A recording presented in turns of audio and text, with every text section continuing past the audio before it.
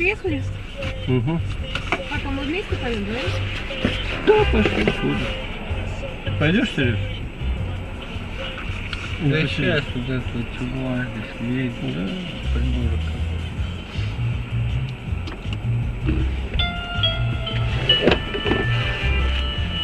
Смотри, Там не стукнулись. вот дебил, а.